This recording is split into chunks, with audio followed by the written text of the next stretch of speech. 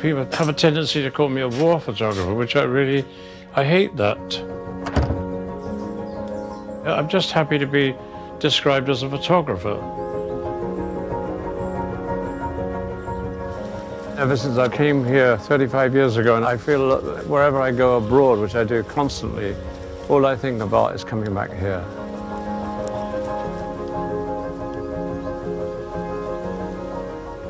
I've been roaming England for the last 60 years. I've been roaming around. I've been to almost every little town in England. What I was doing wasn't just taking photographs. It had a statement to offer. The society we were living in was very, very unbalanced. There was the haves and the have-nots. My photography became a powerful tool, really. England is very close to my heart, and I'm now coming to the end of my journey in life itself. So I want to see, just for the last time, you know, how England has evolved in the 60 years of my photographic life.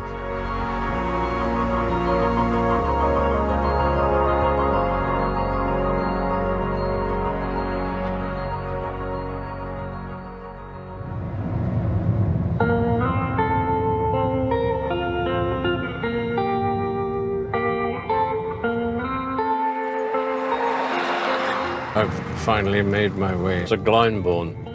Glyndebourne is the most quintessentially English event. It's elegance, it's culture, and of course it's about opera. I personally feel slightly apprehensive and also very excited. This is it.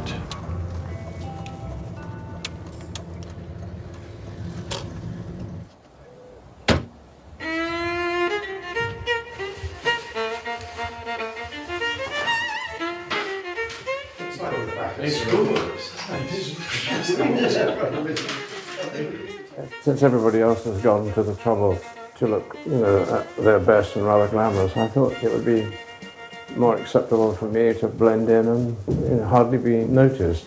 But of course I'll be carrying the camera.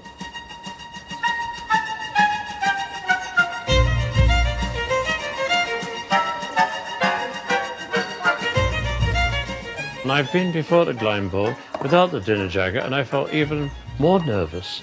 But this time I tried to meet them on their own terms.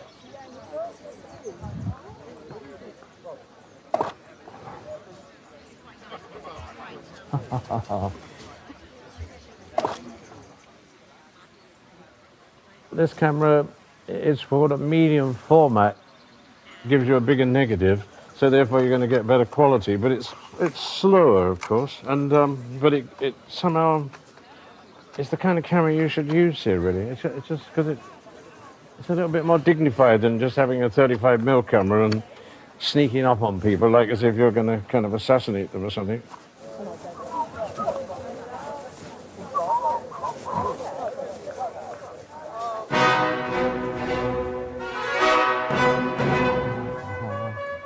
Thank you very much. That's very kind. Thank you.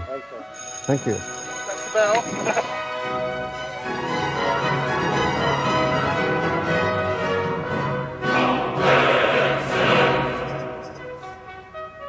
Once I press that button, and that film is brought back home here, I know which negative I'm looking for.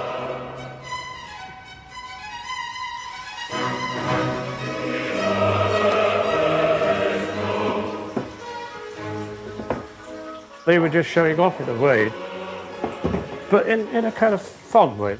I think most people at Glyndebourne enjoyed seeing them there, you know.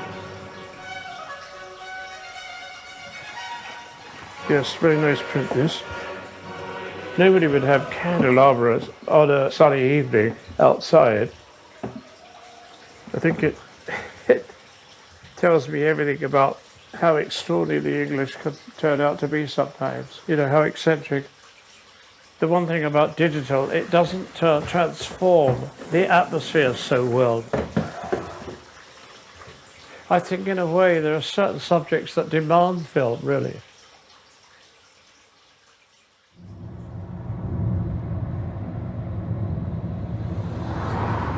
what I do, I'm constantly searching to know myself and my country. I'm never bored by trying to discover what makes me tick and this country tick, you know. In 100 yards, turn right for Eastbourne seafront.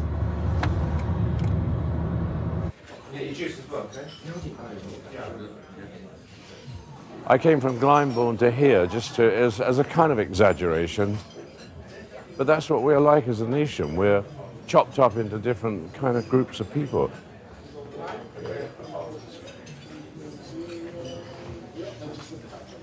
This morning I saw a woman with a t-shirt, and across the front of her breast it had Little Miss Pisshead, and I couldn't believe what I was looking at. She seemed to be quite comfortable about it, but it made me feel uncomfortable looking.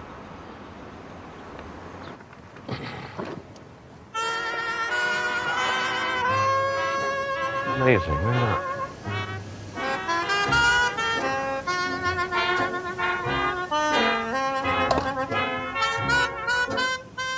Something nice about being here, and people look really pleased to be here. And yet, if you were an Italian, you wouldn't be seen out in this weather. I missed that. I photographed this place, and they had a ladies' workout in the morning. They're all in leotards, and some of them slightly overweight, but they were all having a great time. And then some old man joined in and was making a fool of himself, doing all kinds of stuff like that. But I got a really great picture.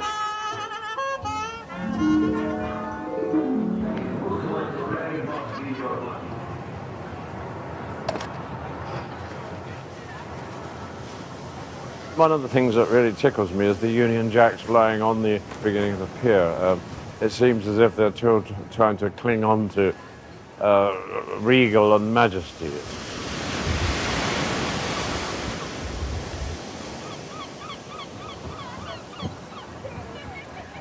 Thank you. That was great, actually. What do you think of this? It's really terrible. What, the weather? Yeah, the weather. We're used to it. Are you? No. Where have you come from to get here today? We come from London. Oh, dear. Okay. Was it worth it, do you think? That's good. I'm glad you said that. I think we're going to have to take shelter. It's becoming a bit serious now. Victorian tea room. Oh, let's try this place. Not what you call Las Vegas, is it, really? What kind of tea is it? It's Sussex tea, it's usually English breakfast Oh, good. tea, but Okay. we also have some herbal tea. No, English breakfast is perfect. What are you, Polish? Yeah. I thought so. I can pick up your accent. Okay, thank you. The most extraordinary people come in here. It's very amusing. I could sit here, people watching all day long, and it would be like reading a book for me.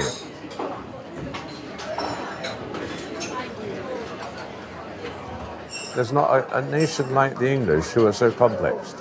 And I think it's been brought about by the class system in some respects.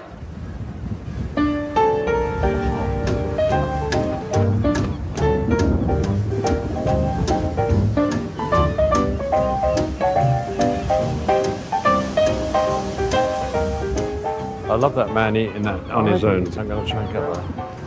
Oh. Can I take a picture of you? Thank you. Thank you very much. Is that nice?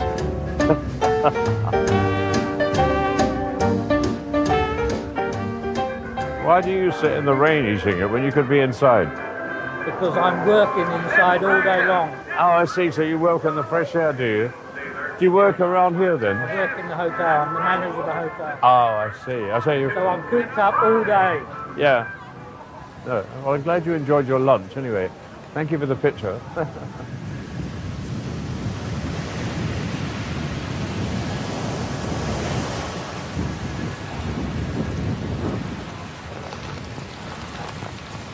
It's torrential.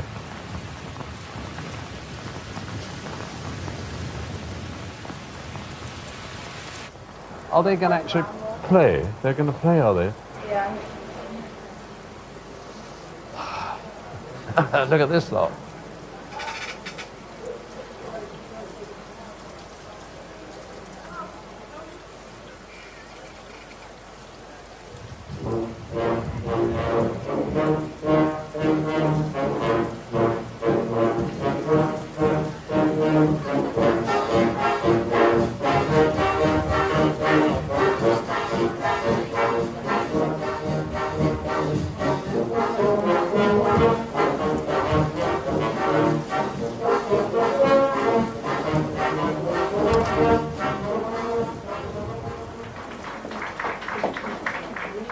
Now, our next piece, it was written in 1973, and it was by Ted Huggins. Well, I spoke to a man on the end, and I said, it's terrible weather, but he said, but the show must go on.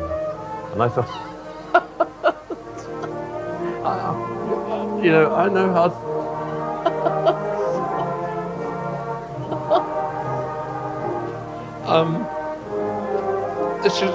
This is...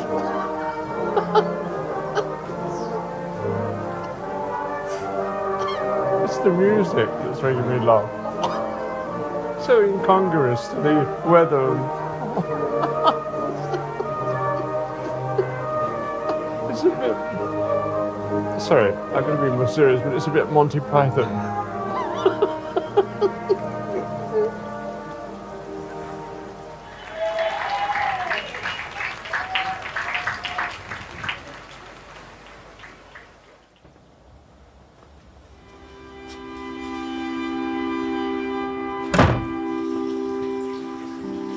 Here she is.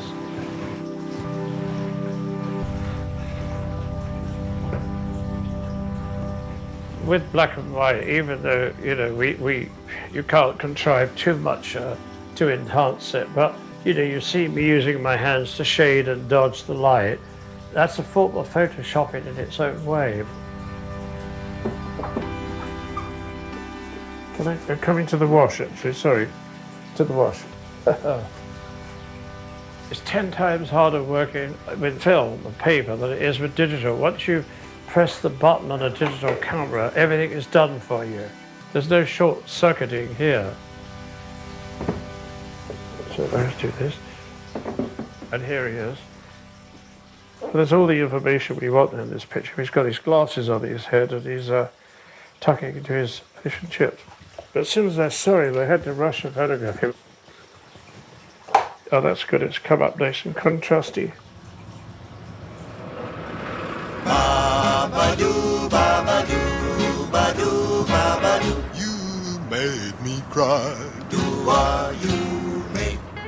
I have a great affiliation with this area, having grown up here. I mean, look at these lovely houses. You know, when I was a boy, you could have bought these for 300 or 400 quid, these houses. And now they're probably worth about £1.5 million quid. You know. Having said that, I mean, it's a lovely summer's day today, and it all looks rather attractive. It wasn't like this when I was a boy, when I grew up. There was always absolutely no hope living around here. And so it made us desperate, really, I suppose. We thought, well, we've got nothing to lose, there's no future for us, and so we used to be quite bad boys, some of us. Fonthill Road here on the left here, where we're going to turn into. The road where I lived for 25 years. It doesn't look anything like it, that's amazing.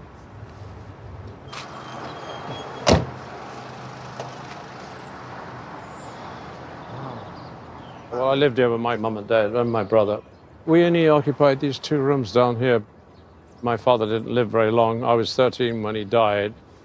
He died at the age of 40, chronic bronchitis.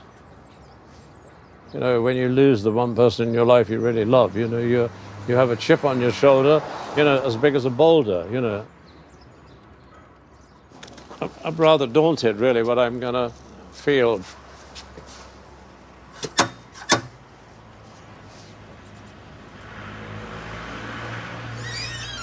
Hello. Hello. How do you do? My name is Don McCullin. Hello. Amazing. Oh, can I look out the window? Of course you can. I can't believe this. God, I can't believe it. My dad killed a rat one day in that garden. It was that big. Wow. He hit it with a big lump of wood. Wow. And the women were all screaming around here. But how incredibly nice it is here. This used to be my bedroom. Oh, wow. All of us, me and my mum and dad and my brother, we had a double bed here. Me and my brother were in the corner, because you've done this, of course. It's even amazing, immaculate, this place you made it. I wondered if it's possible to see the garden. Yes, I can take you there. Thank you.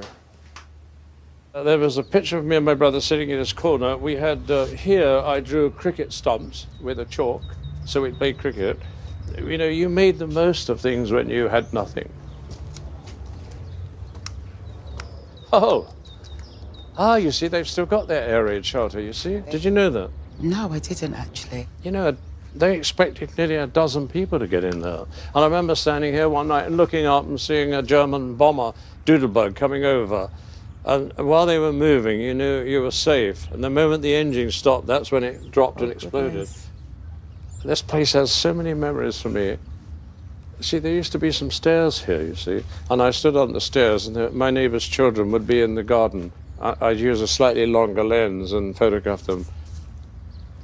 Took one of my best pictures here. Was a few houses down, and they were young West Indian men who'd just come from West India. But they had this thing about dice, and not dice, dominoes. Dominoes. And they always smacked them down hard as if they were making a statement. Especially if they're winning. I didn't know that. What was very curious was that the garden was full of empty beer bottles. You know, we were crossing cultures here, really. They came here, and they thought they were coming to the kind of motherland, really, and they weren't particularly well treated, you know. It was really shameful. Do you think that the English, do you think they've amalgamated all the different cultures that come to England? England, to me, is somewhere that I've always known because, well, I was born here, so it's quite diverse. There's a lot of different people in England now and living.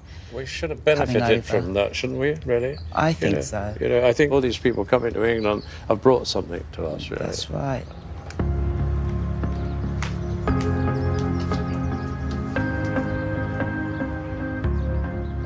This house was the pivotal part of my whole life. The things that went on in this house were tragic and sad. If you saw my father dying in this house, as I did for years and years, knowing it was going to happen and wanting it not to happen, you know, all these thoughts are still in me to be able to tell you this now. Having said that, if I'd had a better childhood, I don't quite see the way my life panned out worked. It wouldn't have worked if I'd have come from maybe a posh background. I knew right away the smell of poverty, the feeling of pain, and you know, because losing my father was the grounding for me to understand emotion.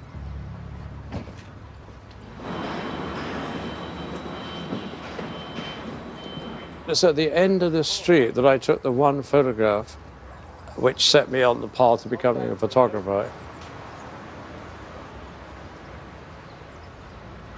That white building there was where I took my picture of the gang called the Governors.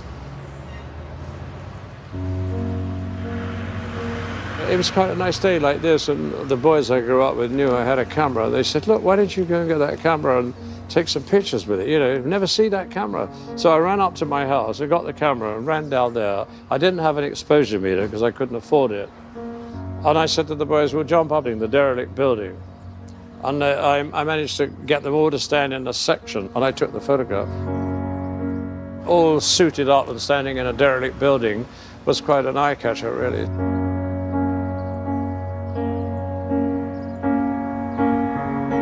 I went to the Observer, and I said, I've got these pictures, and they said, let's see them. And they said, did you take this picture? And I said, I did. And they say, would you do some more? And I said, yeah. And the Observer published those pictures that I took in 1958, and that's what set me on the road to becoming what I am today, a photographer.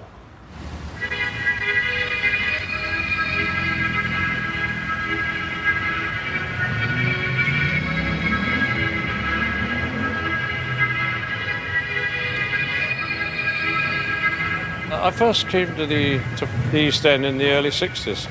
It was incredible to see the kind of poorest creatures in the world living right next to the richest kind of centre of our capital.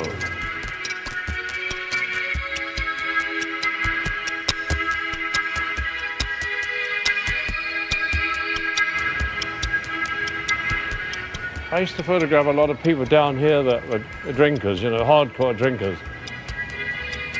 I would come down Brick Lane, which is a Bangladeshi area. All of a sudden, it's become fashionable.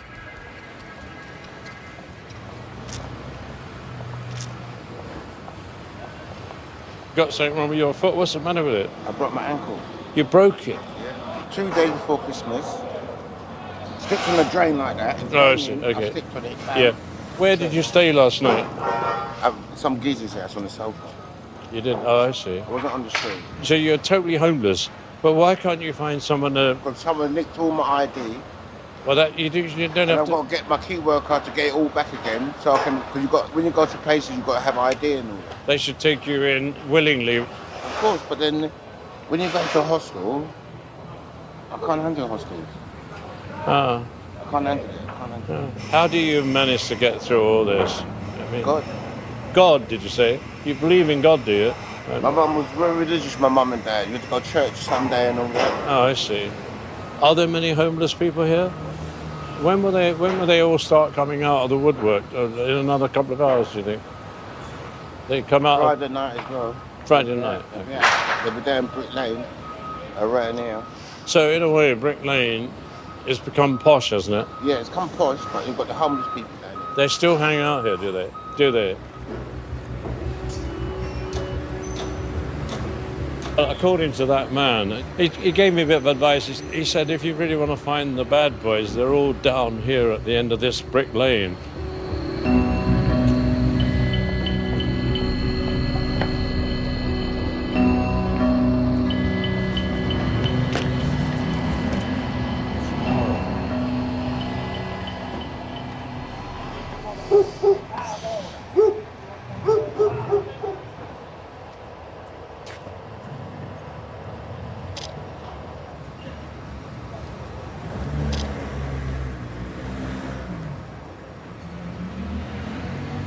Why do you find yourself down here then like this? No, I have a place to stay. I have 2 children. My mum died.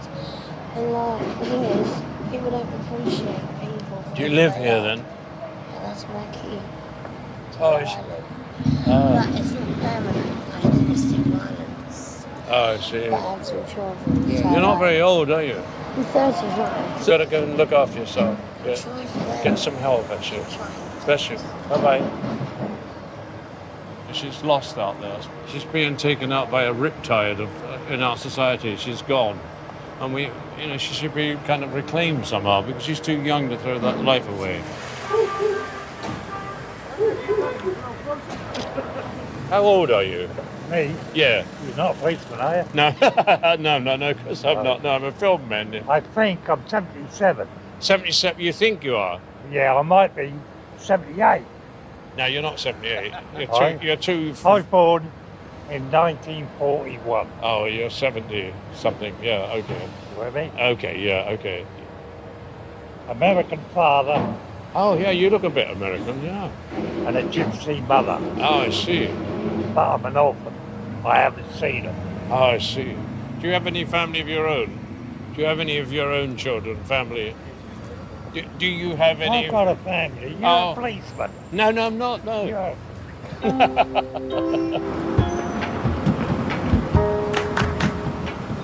If you travel around the world, as I've done many years now, people's always looked upon England as one of the richest countries in the world.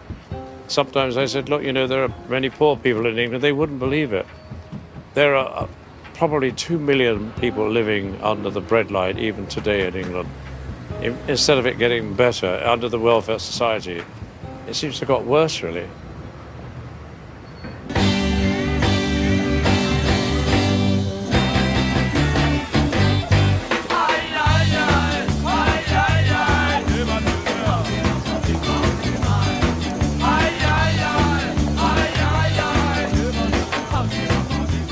I could stand here all day just taking pictures like this. The people that keep coming up in front of me probably come from every country in the world. I mean, it's quite extraordinary. Peelers and graters, scissors, knife sharpener. Fantastic picture. Do you know where Kossoffs used to be, please? You know the old Jewish bakers called Kossoffs? You don't know? I'm trying to find out where Kossoff was famous for its bagels. I thought it was somewhere around here, because I used to come here in the old days when Mosley had his... He particularly came to this area knowing it was very Jewish. In Dalston, scene of many similar battles years ago, Mosley and his supporters came to hold another meeting. In this stronghold of anti-fascism, their appearance was a guarantee of trouble, as everyone well knew.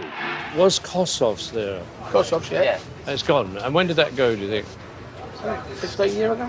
Yeah, did it? No, maybe longer. I used to come here when Mosley came here. Cool, dear. I took a really nice picture. Well, I'm not going to say nice, but a picture of all his flag-bearing men standing in front of Kossoffs. But I wanted to find it today. And that's it, is it? That is it, yes. Okay. Since Kossoffs left, it's been really everything, really. It's been an Indian taken away and anything and everything, really, you know. Our family's got the oldest family in this market. Well, I'm talking to the right people then, really. Yeah, I mean, we go back as far back as the 60s as well, yeah. So we're aware of what's happening, because obviously our fathers have told us all about Mosley and how it all moved on then, you know, with black shirts and everything. And the thing is, for us, I mean, like as I said, majority of our lives, we've always served West Indian people. Yeah. I've been serving them now for, 5 decades. Yeah. I've made loads of friends from different cultures and everything, so every decade we get a change of people. So it doesn't get boring. That's very nice, thank you. I can't promise Hollywood for this, but... No problem at all. It's really nice, thank you very much. All right. No problem. Bye-bye. Okay.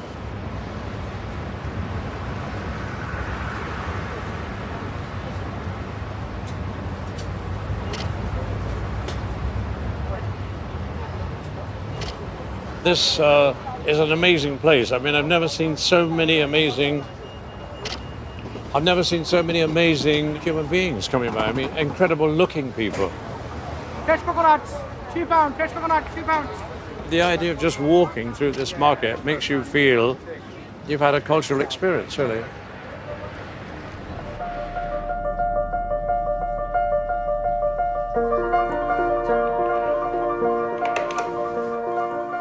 Normally I'm alone in this dark room. No one's ever seen in here and see what I do here. I'm at peace with myself in here. There's no outside world to me. I'm in a tomb here, but it's a tomb that I understand.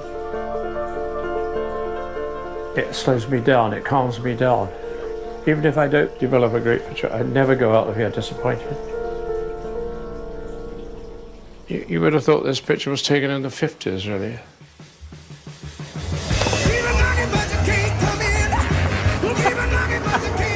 No, this is great, I think.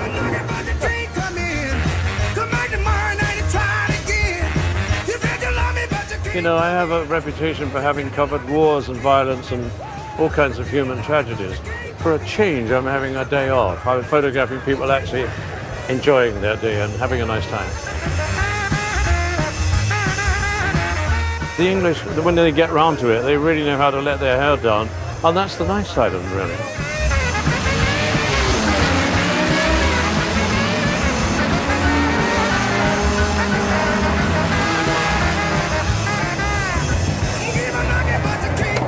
Thank you very much. Thank you. Wonderful. Thank you. This is like a gigantic theatre here. That's what it is. People not just playing the part, but they're living the part today.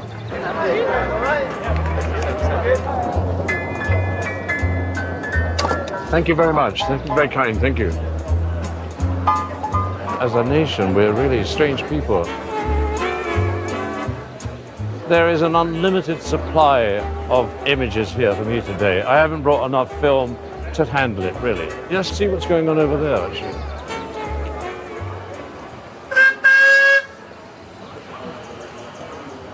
What is your... We are French. French, I see. Is this the first time you've done this? 5.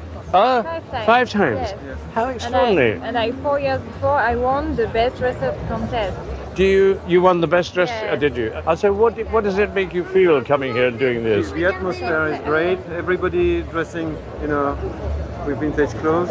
Some English people are looked upon as slightly eccentric.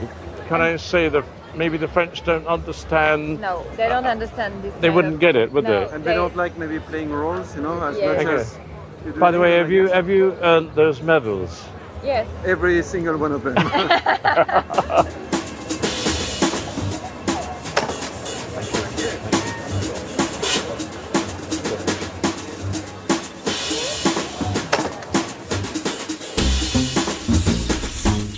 Oh, this woman's really playing the game here.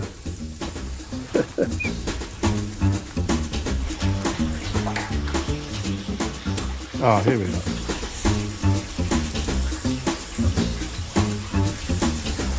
I'm using this thing here to focus. It's called a scope, and it's French. And what it does, the light passes through it, and you actually focus on the grain of the film to get the definition.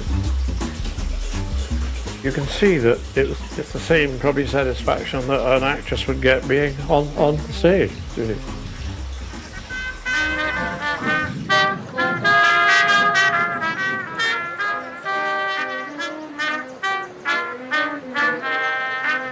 Despite the fancy dress side of it here, when I see the aeroplanes, particularly this aeroplane, because it brings me back to the few exciting days I had in the Air Force.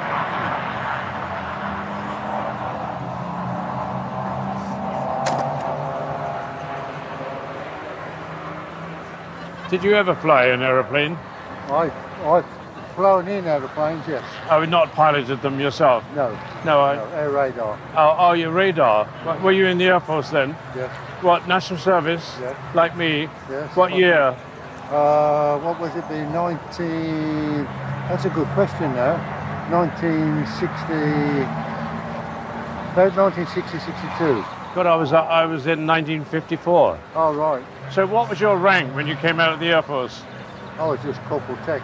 Yeah, well, I was LAC. Oh, right. But you've upgraded yourself in rank, haven't you? Oh, most definitely. Was that wing commander, is it? No, group captain. Group captain. Oh, you've gone even higher. Oh, that's right. You've taken a bit of a liberty there.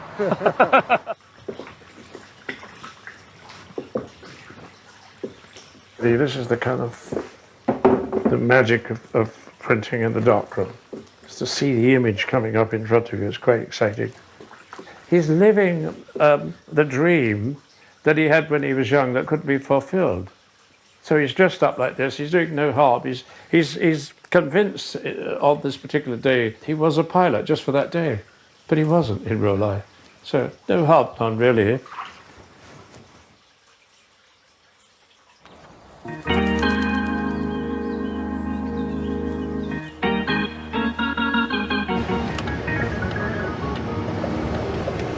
I've always had in mind photographing a hunt. Hunting has been part of the English culture, whether you like it or not. It was so English, it was like the English flag. So we're heading for Church Farm, where the meet is.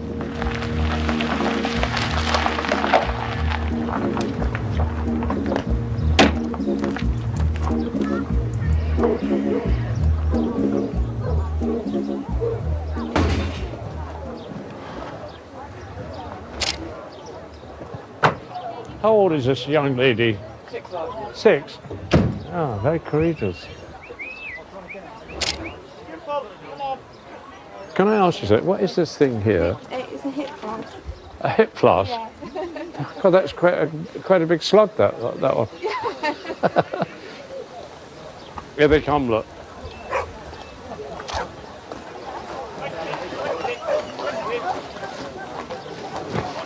Morning.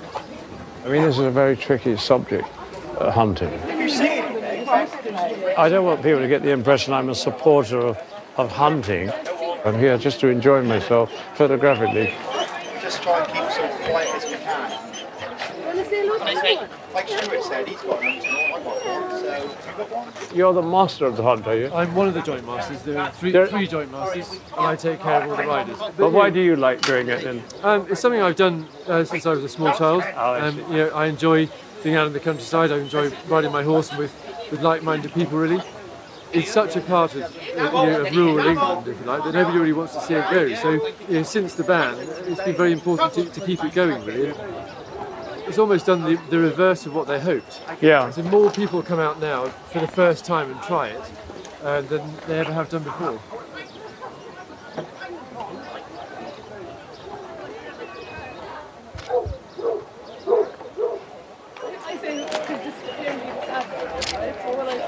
When I see them.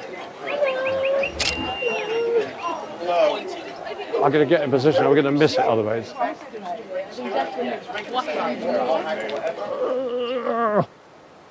I'm 83 years of age. If I sit in my house, that would just drag me down. I have to get out and find new work and new experiences.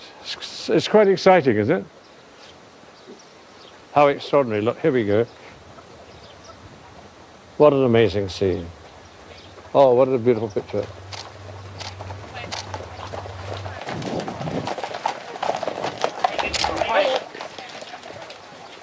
Oh, here come the protesters. These are the protesters by the look of it. See, the hoods are coming down. I like that, really. I didn't know they were going to turn up here.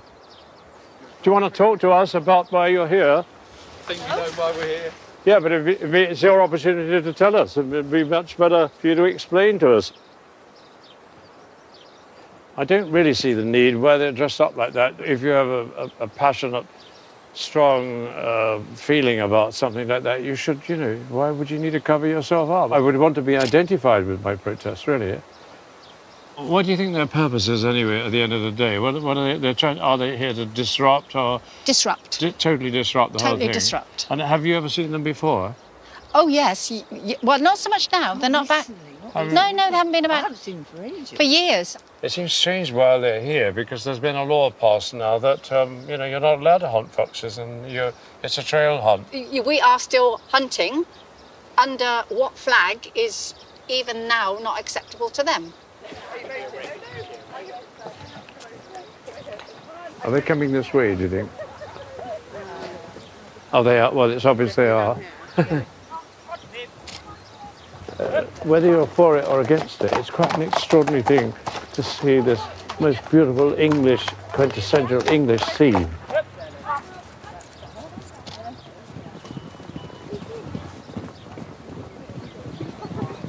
I'm going to get up here and do them sideways.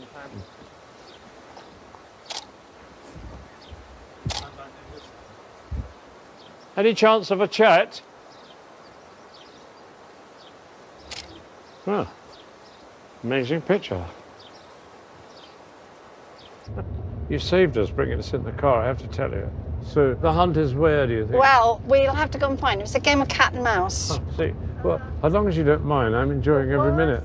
The worst thing is following in a car because they can go swip, swap. Yeah. And we have to go round. I see. Are there saboteurs there, look? Oh, there's a lot of them. They're coming in force now, you see. Right, let's go across the track, see if we can find anybody. Yeah.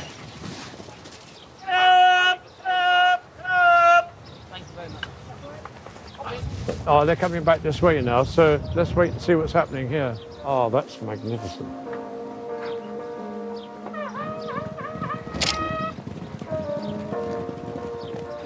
You realise now how divided England really seems to be right now.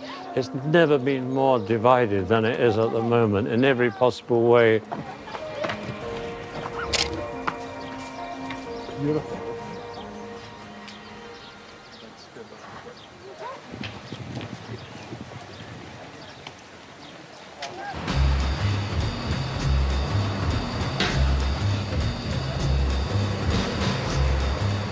I'm going to Bradford today, and it's a city that I have quite dearly in my heart, It's not the most attractive city in England, but it's certainly the most interesting. You can't walk round a corner up there without seeing an amazing photograph coming at you.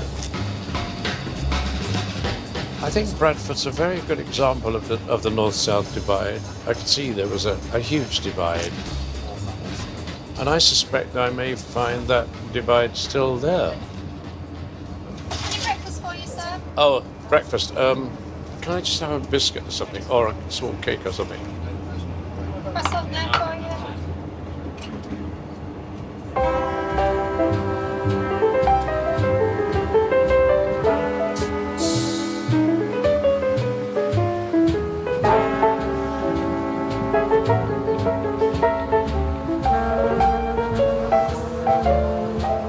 I used to walk the streets, most of it had the signs of poverty written all over it.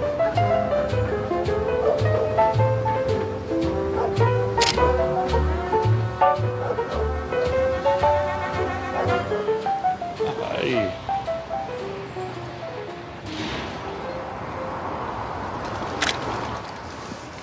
I hope you don't mind. Do you mind me taking this photo? No, sir. Very kind of you to feed the birds. We are put on the herd to look after these things. Nah, but not everybody shares your point of view. No. But if there's an afterlife, I would love to come back. I would never come back as a human being again. What would you come back as? I would come back as a bird. Lovely man, that man. Really, truly lovely man. Do you know where Manningham Lane is, please?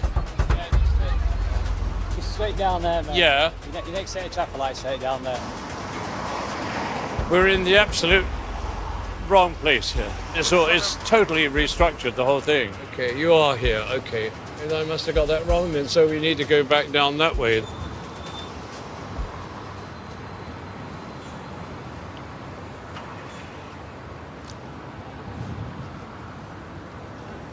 I think I'm beginning to find I'm in one of the places I remember from the past. I think I'm in an area where I photographed a family whose child was running down the street in the winter with no nappies on and bare feet, no shoes and socks, anything. A woman saw me walking and said, "Are you from the press?" And I just said, "Yeah, I am, but I was doing this privately for myself." And she said, and she was a little boy, and she said, "Take the gentleman in the house and show him where the long-tails live." And I said, "What do you mean long-tails?" And she said, "Rats." And I went inside and I couldn't believe what I was seeing.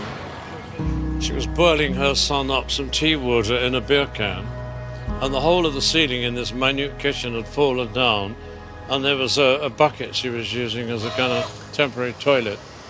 I remember her name was Doreen, her name was.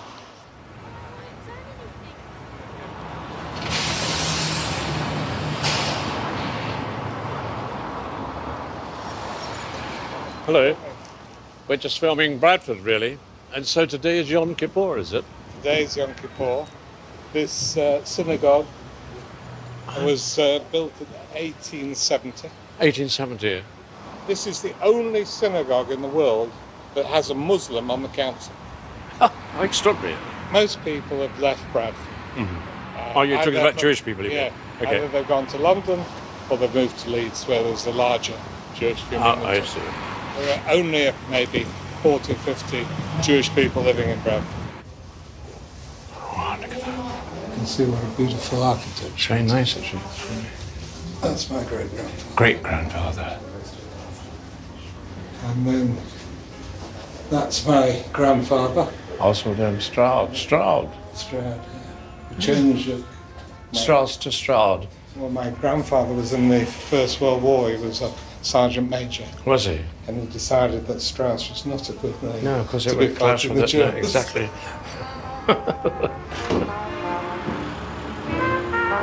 I'm not trying to say anything bad about Bradford, but there's still lots of shabbiness around here, and there's lots of improvement. You know, I'm torn between history of being here, 30-odd years ago, and the changes. And the changes, they have come to Bradford.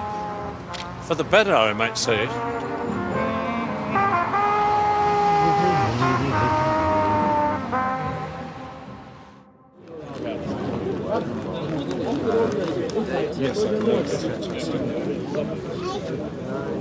And can you give me an idea of what's going to take place today here in Bradford at this extraordinary festival? What will happen is today everybody's going to gather and we're going to take a procession on the streets, because 1400 years ago the grandson, Hussein, of the Prophet Muhammad, peace be upon him, was martyred in Karbala in Iraq. You're going to see people stand up and say, "Oh Hussein, if we were present on the day of Karbala,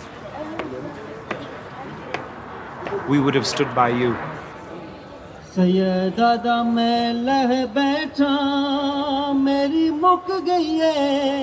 बीवी पाक कमरे में गई चादर तदहीर पे जो लेके इसे करबला में तन्हा न छोड़ना और रोने वालों हम शिया तो इतने Lots of people here with tears. I mean, how amazing to transport your emotions back 1400 years and weeping here in the streets of Bradford. It just goes to show you how strong faith can get a grip of certain minds, you know. I think the beating of the breast has now started. There's an extraordinary man here. I've got a photograph. He's just got chains all over him.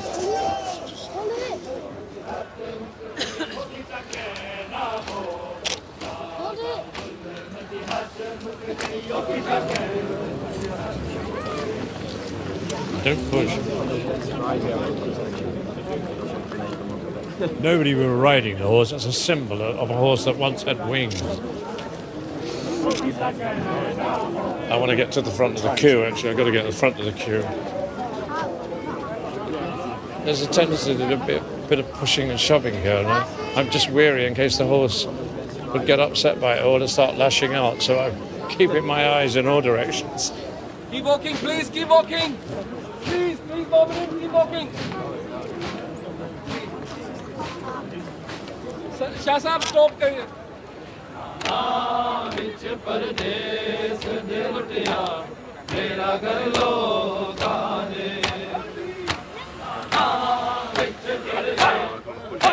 Oh, here they go. This is really serious stuff now. Can you hear the beating of the chest?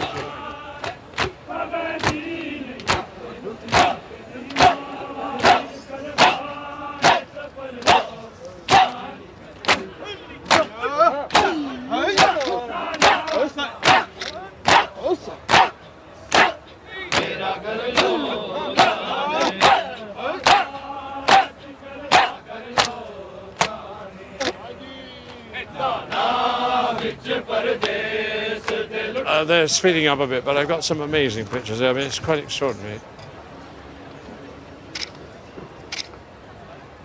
Normally, you plod the streets for hours looking for pictures in cities and that, but there's a picture. Look, I mean, look at this amazing here.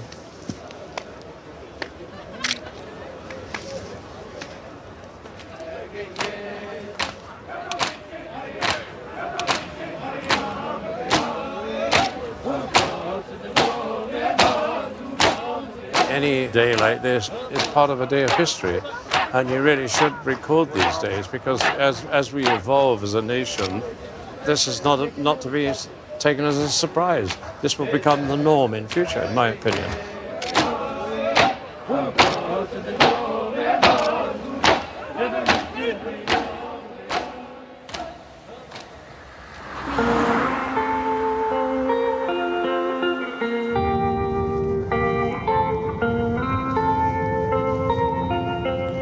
Consett was going to be in the next 2 miles, I think. Around about 1980, we were looking at the beginning of the end of the industrial kind of north of England. Staff at the Sunday Times decided we should go to Consett. There was a huge spread. A short while after, we got the wrath of the people from Consett, who wrote letters to the editor complaining about the way we featured Consett. They were pictures of an ugly world that had to vanish because it wasn't right that people should live like that. They were entitled to better, more, something more.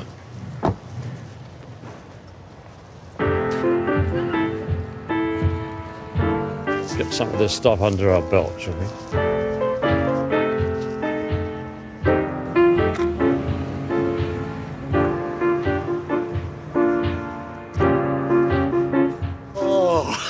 my hero. Am I? Well, I've got them on my phone, actually, photographs you took. The picture I liked most of all I took here was a man and his girlfriend standing on the railway line. That's the one I'm looking for. Is that the one you've got? That's the one you're looking for. That's amazing. You know him? Well, he died last year. I can't believe you got that on your phone. He was a well-loved man. Was he? Yeah. Was that his wife? That was Ted's wife, yeah. Our daughter lives in the village where I live, Ledgate, the next village down. I see, okay. We often talk about that picture. Do you? Yeah. Did you work in the store? I worked in the steelworks. I was there till the very last year. Were you? I went there with a tear in my eye. So then you must see the injustice that all the profit went to London from your hard work.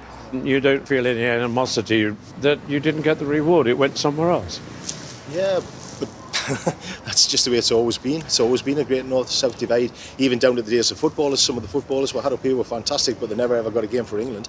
Do you think there's more pride in the people of north of England than there is in the south of England? Yeah. Even today? Yeah, even today, there's still a bond. When the steelworks closed, there was virtually no chance of employment. I went across to South Africa for 16 years. You did? Yeah, I left for 16 years. And to be honest with you, there wasn't one weekend I didn't miss Consett. The steelworks would have been somewhere in this area down here. And now you've got these kind of faceless looking homes. I think we're now coming to a token image of where the steel foundry would have been here.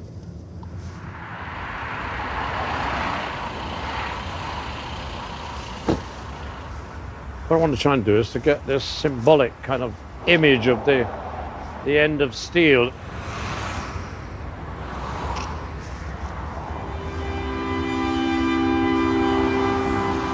"30-something years ago, I saw this slag heap, but what drew my attention was there were several children running down the top of it as if they were running down a mountainside, and they were all laughing, and their playground was that slag heap. And look at it now. It's hiding a history where men's lives were lost. Steel was made, steel that made kind of industry in England very important, and all that kind of stuff. And it's all buried under that hill behind me. We're leaving Consett now in the most appalling conditions. It couldn't be worse. We're now heading towards Scarborough, another one of my old haunts, really. Often people who worked in mines and the mills and the factories of the north of England, they went to the east coast. That was their nearest outlet. Of course, in the old days, you know, holidays were locked in. A factory closed down, and it was like Russian roulette, whether you'd get good weather.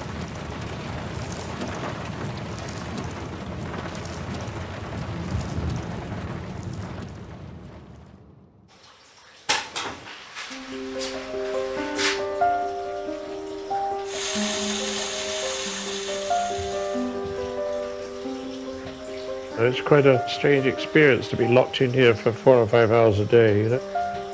My mind roams all over the place. It's been the most secret part of my life. I hide all my disappointments, and I hide all kinds of grief and that in here. I can't stop taking my prints darker and darker and darker. I don't know what makes me do this, but I have to have them as dark as I can get them without them being ruined. I've used photography to find myself in this world. Do you think you'll ever pack it in, Don? Yeah, I do. I keep saying to myself that whatever print I make now, I am looking at the end of this darkroom life after 60-odd years. I know I shall regret it, because I love being in here. I really love this print, actually. The photography has given me not so much an education, but a lifetime's experience.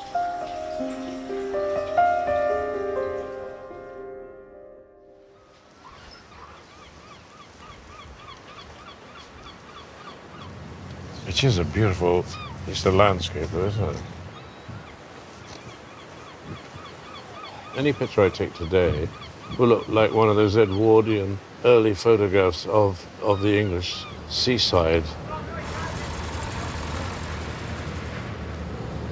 There's something very garish about English seaside towns, but I like them, really. 160, okay. So this woman walking around the shore is going to make me an almost identical picture to the woman with the dog I took like 47 years ago. She's got her shoes and socks off and it's bitterly cold. I'm going to brace my... Oh, she's coming out, is she?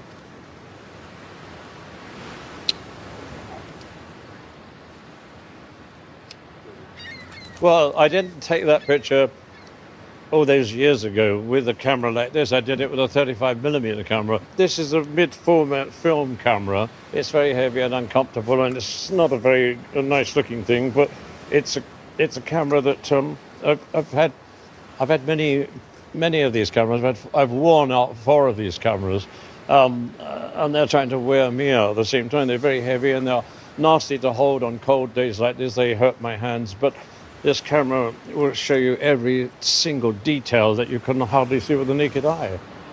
Don, you probably won't remember me, but a lot of years ago, you took a picture on the beach here of a guy playing football. Yeah, that's and it was right. a black and white one. Yeah. I was the guy. No. I can't believe that. I can't believe it. Where were you in the picture? I was the person who actually kicked it. On the right-hand side of the picture? I would probably think so, yeah.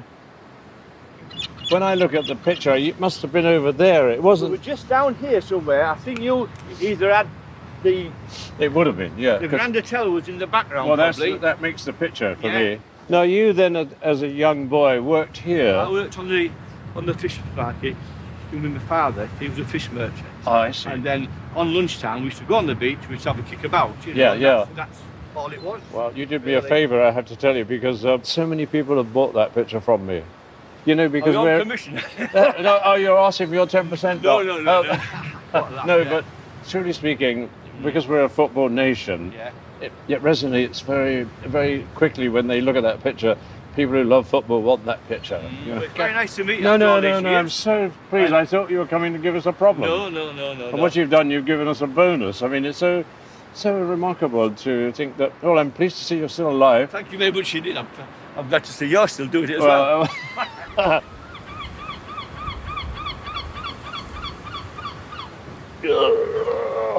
Coming back here, and the man coming up to me who was actually in one of my pictures, you know what I think it is? I think it's something that's meant to be, something that's meant for me to experience, the reincarnation of something that happened to me 50, 60 years ago.